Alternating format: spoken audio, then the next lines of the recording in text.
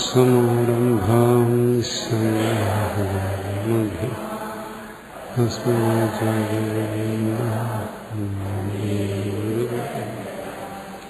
സരസ്വതി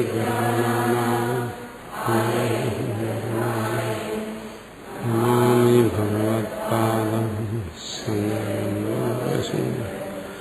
ശങ്കരം സംഘാചാര്യം കേശവം മാതരായം സൂത്രഭാഷ്യകൃതോ വന്ദേ ഭഗവന്തോ ഈശ്വരോ ഗുരുരാത്മേതി മൂർത്തിഭേദവിഭാഗി വ്യാപ്തദേഹായ ദക്ഷിണാമൂർത്തയേ നമഃ.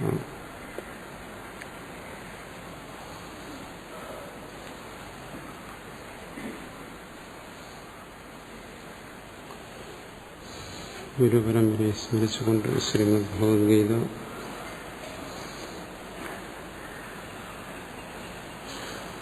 അധ്യായം 18 ശ്ലോകം 66. സർവധർമാൻ പരിത്യജ്യ മാമേകം ശരണം വ്രജ അഹം ത്വാ സർവപാപേഭ്യോ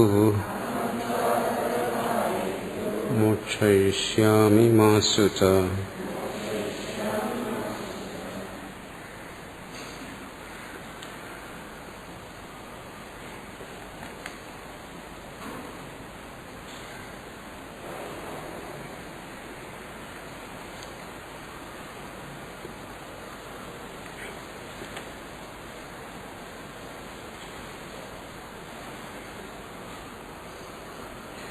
ഇവിടെ ചർച്ച ചെയ്തത് സർവധർമ്മ പരിത്യാഗം.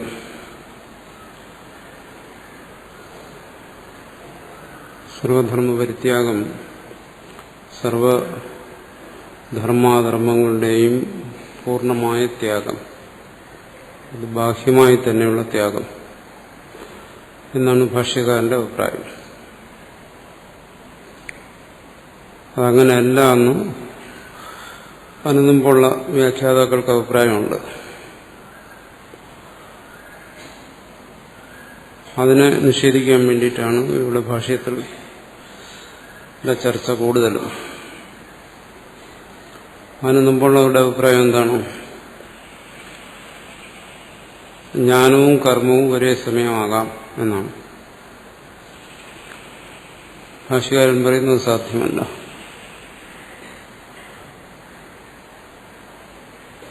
ജ്ഞാനവും കർമ്മവും ഒരേ സമയമാകാമെന്ന് പറയുന്നത് ജ്ഞാനകർമ്മ സമുച്ചയം. അതല്ല എന്ന് പറയുന്നത് അതിന്റെ നിഷേധം. ജ്ഞാനവും കർമ്മവും ഒരേ സമയമാകാമെന്ന് പറയുമ്പോൾ നമ്മൾ ധരിക്കുന്ന ലൗകികമായ അർത്ഥത്തിലല്ല, നിഷേധിക്കുന്ന അർത്ഥത്തിലല്ല.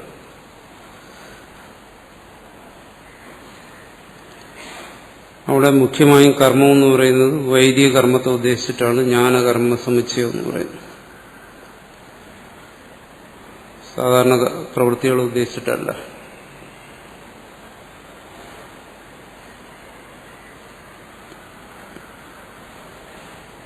വൈദിക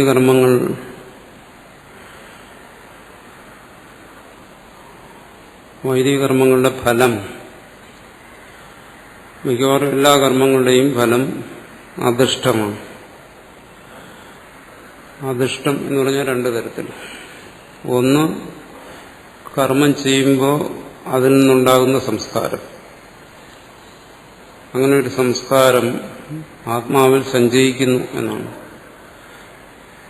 അത് മുമ്പ് ഇല്ലാതിരുന്നതുകൊണ്ടും പ്രത്യക്ഷമല്ലാത്തതുകൊണ്ടും അതിന് അദൃഷ്ടം എന്ന് പേര് പറയുന്നു. കർമ്മ സംസ്കാരം എന്ന് പറയാം. ആ സംസ്കാരം ആത്മാവിൽ സഞ്ചയിക്കുന്നു എന്നാണ്. അതിന്റെ ഫലമായി ഉണ്ടാകുന്ന സ്വർഗം തുടങ്ങിയ കാര്യങ്ങളും അദൃഷ്ടമാണ്. കാരണം കർമ്മം ചെയ്യുന്ന ആളിന് ആ ശരീരത്തിൽ ഇരുന്നുകൊണ്ട് ആ ഫലത്തെ സാക്ഷാത്കരിക്കാനോ അനുഭവിക്കാനോ കഴിയത്തില്ല. അതുകൊണ്ട് കർമ്മഫലങ്ങളെ പൊതുവെ അവർ അധിഷ്ഠം എന്ന് പറയുന്നു, അപൂർവം എന്നും പറയുന്നുണ്ട് കർമ്മസംസ്കാരത്തെ. ഈ കർമ്മങ്ങൾ ചെയ്യുന്ന വ്യക്തി മരണത്തോടുകൂടി എല്ലാം അവസാനിക്കുകയാണെങ്കിൽ പിന്നെ കർമ്മം നിഷ്പ്രയോജനമായി തീരും. കർമ്മം ചെയ്തു, ആ വ്യക്തി മരിച്ചു, കർമ്മം നിഷ്പ്രയോജനമാകാൻ പാടില്ല. അവർ പറയുന്നു കർമ്മം ചെയ്യുന്നതും കർമ്മത്തിന്റെ ഫലം അനുഭവിക്കുന്നതും ശരീരത്തിൽ നിന്നും വേറിട്ട ആത്മാവാണ്. അങ്ങനെയാണ് അവർ ശരീരത്തിൽ നിന്നും വേറിട്ട ഒരാത്മാവിനെ കുറിച്ച് ചിന്തിക്കുന്നത് പൂർവമീമാംസയിൽ.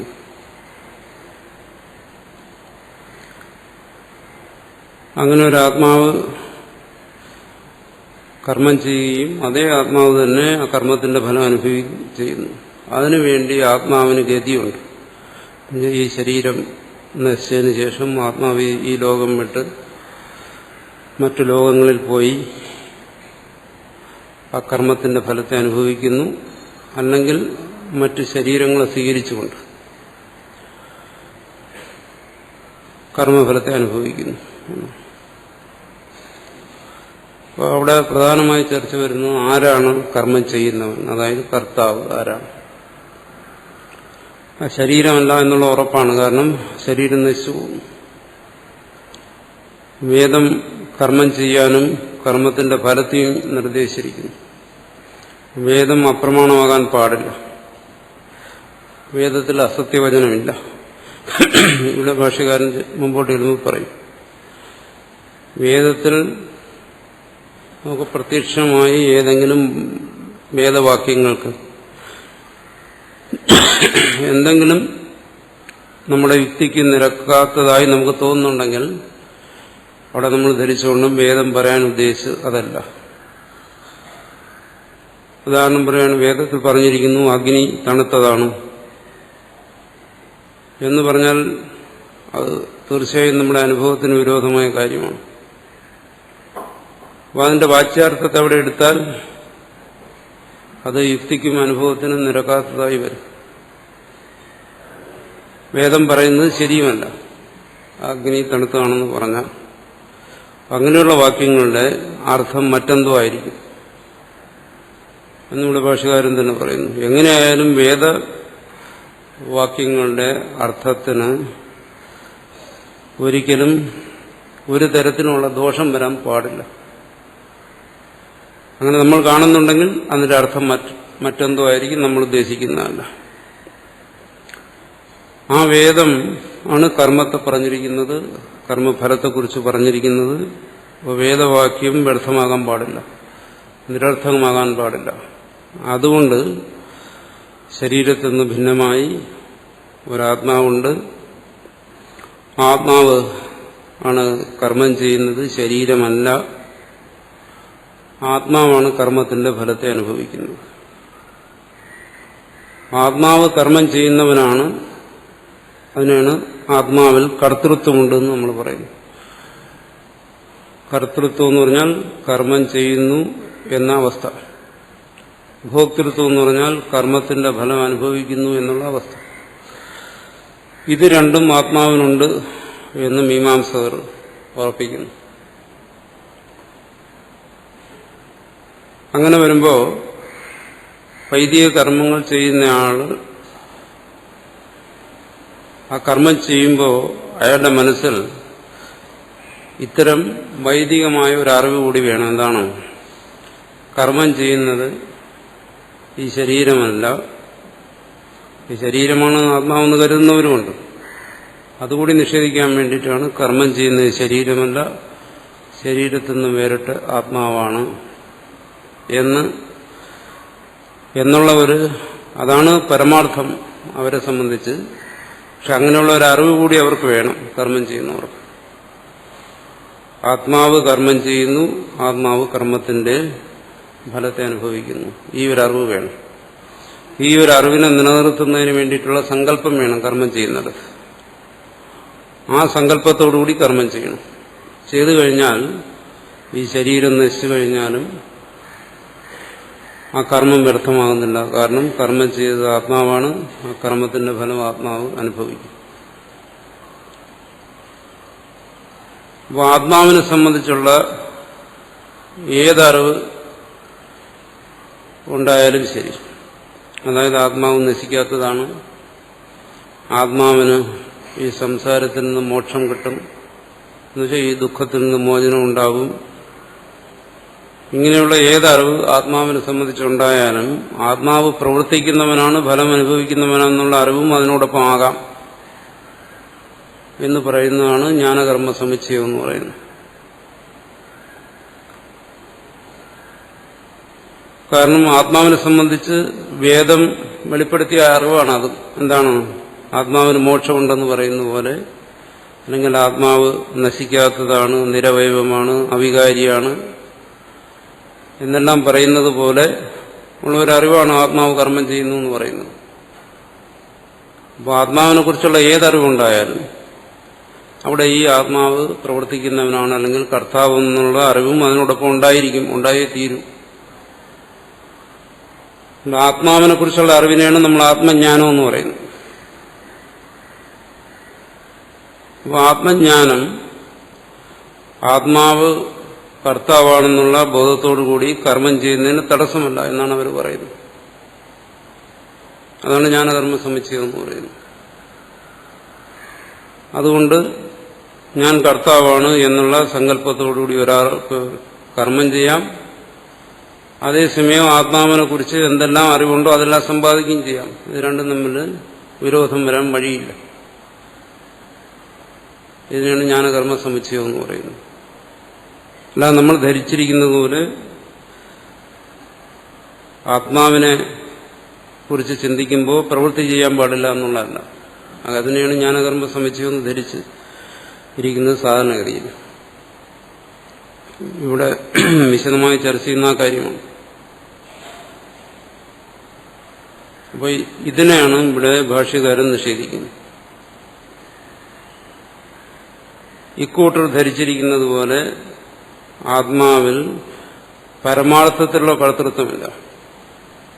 പക്ഷെ കർമ്മം ചെയ്യുന്ന ഓരോരുത്തരും ഞാൻ കർമ്മം ചെയ്യുന്നവനാണെന്നുള്ള അനുഭവമുണ്ട്. ഈ അനുഭവത്തെ അംഗീകരിച്ചുകൊണ്ട് തന്നെ പരമാർത്ഥത്തിൽ ഇതിൽ അങ്ങനെ ഒരു കർത്തൃത്വബോധമില്ല. ഞാൻ കർമ്മം ചെയ്യുന്നു എന്നുള്ള അനുഭവം നമുക്ക് ഓരോരുത്തർക്കും ഉള്ളതോ അത് കൽപ്പിതമാണ്, അല്ലെങ്കിൽ ആരോപിതമാണ്. അതിനെന്താ കാരണം? അജ്ഞാനം, അനാദിയായ അവിദ്യ. അവിദ്യ കൊണ്ടൊരാൾ കൽപ്പിക്കുന്നു. ആത്മജ്ഞാനം എന്ന് പറയുന്നതോ ആത്മാവ് കർത്താവാണ്, അല്ലെങ്കിൽ ആത്മാവ് പ്രവർത്തിക്കുന്നവനാണ്, അതിന്റെ ഫലത്തെ അനുഭവിക്കുന്നവനാണ്, ഇങ്ങനെയൊന്നും കരുതുന്നത് ശരിയായ ആത്മജ്ഞാനമല്ല. ആത്മാവിന്റെ ശരിയായ സ്വരൂപത്തെ ശ്രുതി തന്നെ വെളിപ്പെടുത്തിയിരിക്കുന്നു. എന്താണ്? നിത്യം ജ്ഞാനം, അനന്തം ബ്രഹ്മ, സച്ചിദാനന്ദം ബ്രഹ്മ, തത്വമസി തുടങ്ങിയ വാക്യങ്ങളിലൂടെ ആത്മാവിന്റെ യഥാർത്ഥ സ്വരൂപത്തെ പ്രകാശിപ്പിച്ചിരിക്കുന്നു. അവിടെ ഈ കർത്തൃത്വവും ഭോക്തൃത്വവും ഒന്നുമില്ല. ഇല്ല എന്നൊരാൾ ആത്മാവിന്റെ യഥാർത്ഥ സ്വരൂപത്തെ ധരിച്ചു കഴിഞ്ഞാൽ ആ അറിവ് നിലനിൽക്കെ ആത്മാവ് പ്രവർത്തിക്കുന്നവനാണ് എന്ന് കരുതിക്കൊണ്ട് ഒരാൾക്ക് പ്രവർത്തിക്കാൻ സാധ്യമല്ല. ഇതാണ് ജ്ഞാനകർമ്മ സമുച്ചയ നിഷേധം എന്ന് പറയുന്നത്. അപ്പം എപ്പോഴാണോ ആത്മാവിന്റെ ശരിയായ ജ്ഞാനം ഒരാൾക്ക് ഉണ്ടാകുന്നത്, ശരിയായ ജ്ഞാനം എന്ന് പറഞ്ഞാൽ പരോക്ഷമായ ജ്ഞാനമായാലും മതി, ശ്രുതിയിൽ നിന്ന് കേട്ടറിഞ്ഞുള്ള ജ്ഞാനമായാലും മതി, ആ അറിവുണ്ടായിക്കഴിഞ്ഞാൽ അയാൾക്ക് ഈ ആത്മാവ് പ്രവർത്തിക്കുന്നവനാണ്, ഫലം അനുഭവിക്കുന്നവനാണ് എന്നുള്ള ബോധത്തോടുകൂടി കർമ്മം ചെയ്യാൻ സാധ്യമല്ല. ഇനി അങ്ങനെ ഒരു അനുഭവം അയാൾക്ക് ഉണ്ടാകുകയാണെങ്കിൽ അയാൾ അറിയുന്നു എന്താണ്, എനിക്ക് ഉണ്ടായിരിക്കുന്ന ഈ അനുഭവം വാസ്തവമല്ല, ഇതാരോപിതമാണ്. അതാണ് കഴിഞ്ഞ ദിവസം നമ്മൾ ചർച്ച ചെയ്തത് മമ കർമ്മ അഹം കർത്ത അമുഷ്മി ഫലായ ഇതം കർമ്മ കരിഷ്യാമി ഇതീയം അവിദ്യ അനാദികാല പ്രവൃത്ത എന്ന് പറഞ്ഞു. ഇത് നമ്മുടെ അനുഭവം തന്നെയാണ്. ആ അനുഭവത്തെ നിഷേധിക്കുന്നില്ല. ഞാൻ പ്രവർത്തിക്കുന്നവനാണ്, എനിക്ക് ഈ ഫലമുണ്ടാകും, ഞാൻ ഈ ഫലത്തെ അനുഭവിക്കും എന്നെല്ലാം നമുക്ക് അനുഭവമുണ്ട്. ആ അനുഭവത്തെ നിഷേധിക്കുകയല്ല, മറിച്ച് ആ അനുഭവം വാസ്തവമല്ല, അത് അജ്ഞാനം കൊണ്ട് തോന്നുന്നതാണ് എന്നാണ് ഇവിടെ ഭാഷ്യകാരൻ പ്രത്യേകിച്ച് പറയുന്നത്. അതുകൊണ്ട് ഒരാൾ ആത്മാവിന്റെ യഥാർത്ഥ സ്വരൂപത്തെ അകർത്താവാണ്, അഭോക്താവാണ് എന്ന് ധരിച്ചു കഴിഞ്ഞാൽ അയാൾക്കെങ്ങനെ ഞാൻ കർത്താവാണ്, ഭോക്താവാണെന്ന് ധരിച്ചുകൊണ്ട് പ്രവർത്തിക്കാൻ കഴിയും? കാരണം ഇത് ഇരുട്ടിലും വെളിച്ചവും പോലെ പരസ്പര വിരുദ്ധമായ രണ്ട് കാര്യങ്ങളാണ്. അപ്പോൾ അത് സാധ്യമല്ല. പ്രത്യേകിച്ചും വൈദിക കർമ്മങ്ങൾക്ക് ആ കർത്തൃത്വ സങ്കല്പത്തോടു കൂടി മാത്രമേ ചെയ്യാൻ പറ്റൂ. എന്തുകൊണ്ട്? കാരണം ശരീരമല്ല കർമ്മം ചെയ്യുന്നു. ശരീരമാണ് കർമ്മം ചെയ്യുന്നതെങ്കിൽ കർമ്മം വ്യർത്ഥമായി തീരും. കാരണം ശരീരം നശിക്കുന്നു. സ്വർഗത്ത് പോയി അനുഭവിക്കാൻ പിന്നെ ആളില്ല. ശരീരം നശിക്കുന്നത് പ്രത്യക്ഷസിദ്ധമാണ്. അപ്പോൾ ആ കർമ്മം പൂർണ്ണമാകണമെങ്കിൽ ആ കർമ്മത്തെ സംബന്ധിച്ചുള്ള എല്ലാ സങ്കല്പങ്ങളും വേണം. അതിൽ പ്രധാനമായിട്ടുള്ളതാണ് കർമ്മം ചെയ്യുന്ന ആത്മാവാണ് എന്നുള്ള സങ്കല്പം. ആ സങ്കല്പത്തോടു കൂടിയേ ആ കർമ്മങ്ങൾ ചെയ്യാൻ പറ്റും, വൈദിക കർമ്മങ്ങൾ. അല്ലെങ്കിൽ കർമ്മം ഫലത്തെ കൊടുക്കത്തില്ല. അങ്ങനെ സങ്കല്പിക്കുമ്പോൾ അവിടെ അതിന് നേരെ വിപരീതമായിട്ടുള്ള ആത്മാവ് കർത്താവാണ്, അഭോക്താവാണ് എന്നുള്ള സങ്കല്പം എങ്ങനെ നിൽക്കും? ഒന്നുണ്ടെങ്കിൽ മറ്റേ നിൽക്കത്തില്ല. അതുകൊണ്ട് ജ്ഞാനവും കർമ്മവും പരസ്പര വിരുദ്ധമായ കാര്യങ്ങളാണ്. ഇതാണ് അദ്വൈതത്തിലെ ഏറ്റവും പ്രധാനമായ സിദ്ധാന്തം. അത് ഈ വഴിക്കാണ്, സാധാരണ നമ്മൾ ധരിച്ചിരിക്കുന്ന രീതിയിലല്ല. അതുകൊണ്ട് ആത്മാവിന്റെ ശരിയായ ബോധം ശ്രുതിയിൽ നിന്ന് നേടിയ ഒരുവന് ഒരിക്കലും ഞാൻ പ്രവർത്തിക്കുന്നവനാണ്, അല്ലെങ്കിൽ ഞാൻ പ്രവർത്തിക്കുന്നവനായ ആത്മാവാണെന്ന ധാരണയോടുകൂടി പ്രവർത്തിക്കാൻ സാധ്യമല്ല. അതുകൊണ്ട് കർമ്മവും ചെയ്യാം, അതേസമയം ആത്മാവിന്റെ ജ്ഞാനവും സമ്പാദിക്കാം എന്ന് പറയുന്നത് സാധ്യമായ കാര്യമല്ല. ഒന്നേ നടക്കും. അതിൽ നമ്മൾ പ്രത്യേകിച്ച് മനസ്സിലാക്കേണ്ട ഒരു കാര്യം, ശരീരത്തിൽ നിന്ന് ഭിന്നമായ ഒരു ആത്മാവുണ്ട്. ആ ആത്മാവ് കർമ്മഫലത്തെ അനുഭവിക്കുന്നു. ഇത്തരം ബോധത്തോടുകൂടി ചെയ്യേണ്ടി വരുന്ന കർമ്മങ്ങളിൽ മാത്രമേ ഈ പ്രശ്നമുള്ളൂ. അതാണ് പ്രത്യേകം മനസ്സിലാക്കിയിരിക്കേണ്ട കാര്യം. നമ്മൾ സാധാരണ ചെയ്യുന്ന പ്രവൃത്തികളെ സംബന്ധിച്ച് അത്തരം ഒരു ബോധത്തിന്റെ ആവശ്യമില്ല. നമ്മൾ സാധാരണ എന്തെങ്കിലും പ്രവൃത്തി ചെയ്യുമ്പോൾ, അതായത് ലൗകികമായ കർമ്മങ്ങൾ ചെയ്യുമ്പോൾ, ശരീരത്തിൽ നിന്ന് ഭിന്നമായ ഒരു ആത്മാവുണ്ട്, ആത്മാവ് കർത്താവാണ്, ഈ കർമ്മത്തിന്റെ ഫലം ആത്മാവ് അനുഭവിക്കുമെന്നൊന്നും ചിന്തിക്കേണ്ട ആവശ്യം വരുന്നില്ല, ചിന്തിക്കുന്നുമില്ല. ലൗകിക കർമ്മങ്ങളിൽ അത്തരം ഒരു കാര്യം വിഷയമേ അല്ല. അവിടെ എന്ത് ചെയ്യുന്നു? കർമ്മത്തെക്കുറിച്ച് ചിന്തിക്കുന്നു, കർമ്മത്തിന്റെ ഫലത്തെക്കുറിച്ച് ചിന്തിക്കുന്നു, അതിനുവേണ്ടി പ്രവർത്തിക്കുന്നു. ഇവിടെ ശരീരമാണോ കർമ്മം ചെയ്യുന്നത്, അല്ലെങ്കിൽ ആത്മാവാണോ കർമ്മം ചെയ്യുന്നത്, ഇത്തരം കാര്യങ്ങളൊന്നും ലൗകിക ചിന്തയ്ക്ക് വിഷയമല്ല.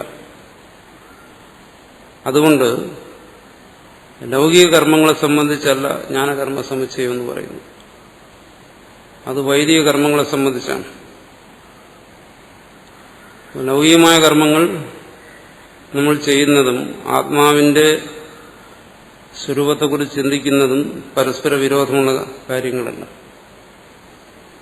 അവിടെ ശരീരത്തിലോ മനസ്സിലോ ആത്മാവിലോ എവിടെയോ കർമ്മം നടന്നുകൊള്ളട്ടെ, അതല്ല മുഖ്യമായ വിഷയം. മറിച്ച് ആത്മാവ് എന്താണ്, ആത്മാവിന്റെ സ്വരൂപം എന്താണ്, ആത്മജ്ഞാനം എന്താണ്, ഇത്തരം കാര്യങ്ങളാണ് അവിടെ പ്രധാനമായ ചർച്ചാ വിഷയം. അവിടെ ഈ ജ്ഞാനകർമ്മ സമുച്ചയം എന്ന് പറയുന്ന വിഷയം വരുന്നില്ല.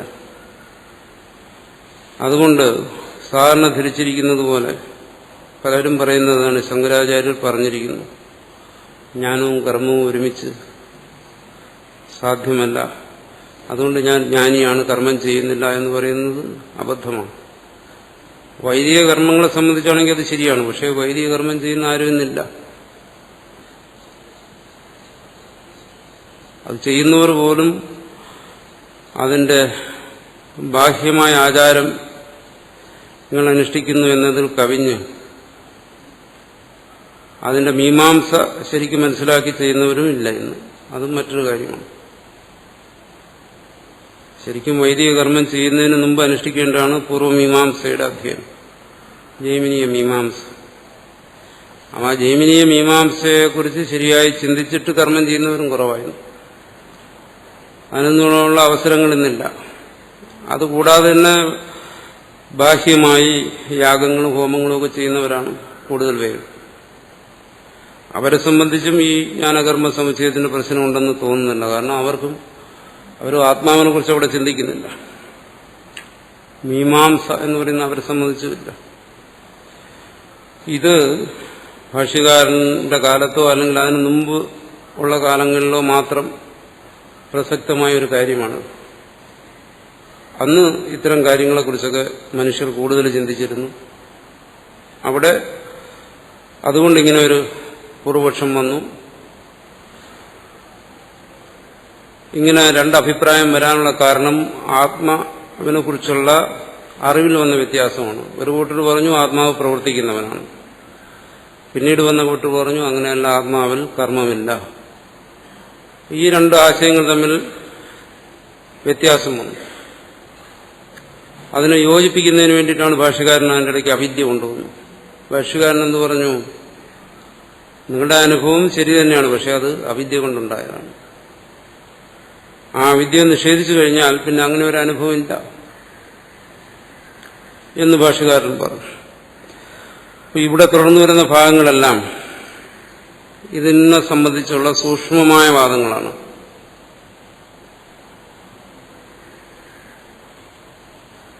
സൂക്ഷ്മമായ വാദങ്ങൾ എന്ന് പറയുമ്പോൾ ഇതെങ്ങനെ സാധ്യമാകും, ജ്ഞാനകർമ്മ സമുച്ചയം എങ്ങനെ അത് നിഷേധിക്കാം എന്ന് പോകുന്ന സൂക്ഷ്മമായ തർക്കമാണ്.